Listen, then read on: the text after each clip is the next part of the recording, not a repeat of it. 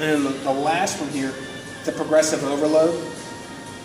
I really feel like this one is the one that drives everything else. Because, and there's a couple of different things that you can use, a couple of different variables that you can play with when it comes to progressive overload.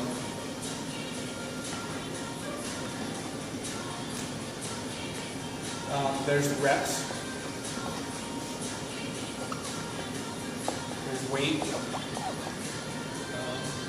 There's the number of sets.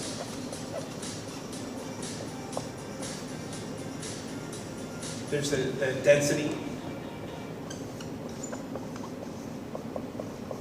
And what I mean by the density there is just relative to either the time, the amount of time you give yourself to do so much work, or it's how much work can you get done in a certain amount of time.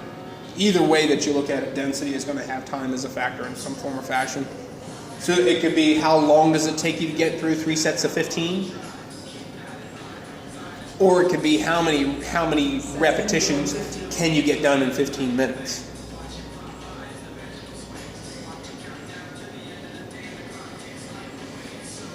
And I think at the heart, I may be missing some there, but I think at the end of the day, those are the ones that are really the big, kind of the big ones, the big rocks as far as the progressive overload goes.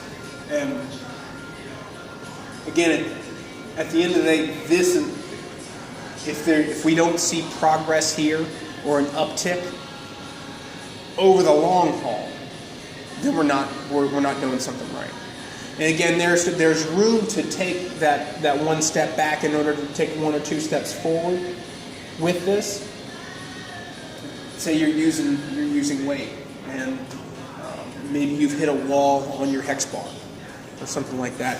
Maybe you've been stuck at 180 pounds for X amount of reps, for the last 4 weeks, and you just don't feel like you can get past that. There's no shame in backing the weight off and then kind of getting a running start back at that place where you plateaued.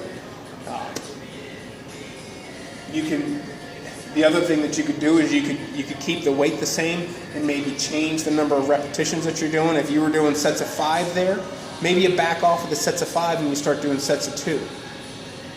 But you do more sets of 2.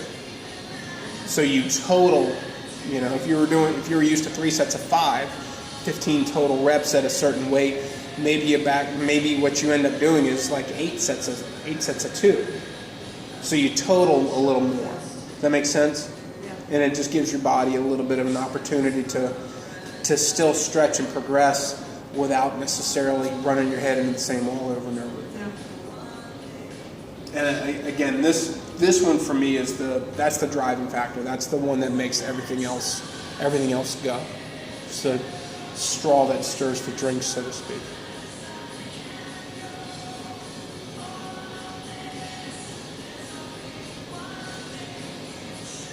You guys have any questions about any of that? Makes sense. It's interesting to hear you talk because you can play it in your ears to different clients and different things that we do that you can think about it and see where it is.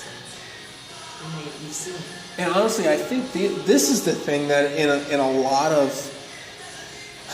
of people's approach or attempt to get more fit, so to speak, they miss out. They miss out on this one principle.